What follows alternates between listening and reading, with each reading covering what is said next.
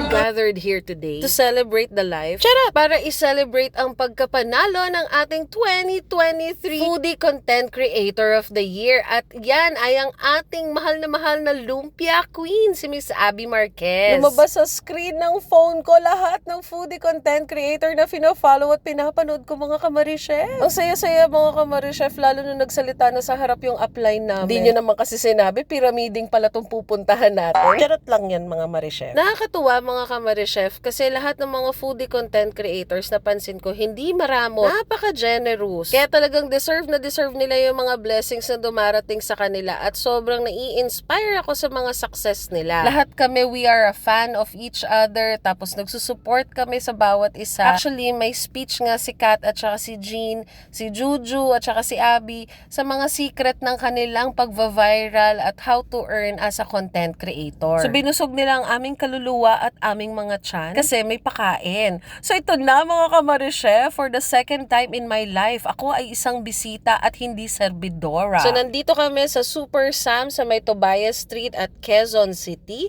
and hindi ko alam kung magkano per head. But the food that they serve is croquettes, salmon croquettes, rice, tapos merong pasta, yung baked penne. Meron din fried chicken steak at saka ribs. So looking at the serving portion, parang gusto ko ulit gayahin ito, mga kamarichef. So meron siyang side dish, tapos merong pasta or carb, tapos 2 types of protein which is chicken and pork. So magandang kombinasyon. Tapos napansin ko na meron silang pa-food stub which is nice kasi we are always getting a lot of disputes sa head count kahit accurate naman kami magbilang. Hindi ko sinasabing lahat ng client namin ganito pero may mga client kami na talagang gusto ka pang isahan kahit 50 na yung dumagdag na head count. Hindi naman kami nagcha-charge, pero minsan kasi parang galit pa sila na parang konti daw yung waiters namin. Or bakit hindi raw maka-second serving, or magrereklamo na wala daw take-out. Nakita naman nilang sobrang bisita nila. So parang maganda yung may food stub. Just an idea that I got. O diba, may natutunan na naman ako sa pa-observe ko. Tapos alam nyo ba, as the night went by, nagulat kami na ang guest na kakanta sa amin is si Christian Bautista. So syempre, na-starstruck kaming mga content creator. And then I saw yung cake ni Abby. Ang cute to, may mga lumpia-lumpia. Ang saya. After eating, syempre mingle ulit. Tapos, ito na naman tayo sa pyramiding with Kat and Jean. Taking a video and taking pictures, chismisan, kasiyahan. Nagbobolahan, nagpaplastikan. Uy, joke lang papaka-extrovert, kahit introvert.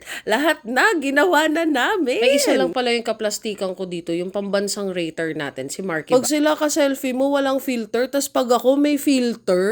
Joke lang. Nakakatuwa lang. Ang saya-saya ng gabi. Ang daming galing sa north. Ako galing pa akong Lipa. Ang daming galing south. Lahat kami talaga nagkaisa para i-celebrate ang success ni Abby Marquez. At syempre, para mag-uwi na sandamakmak na loot bag. Ayun lang. Bye-bye!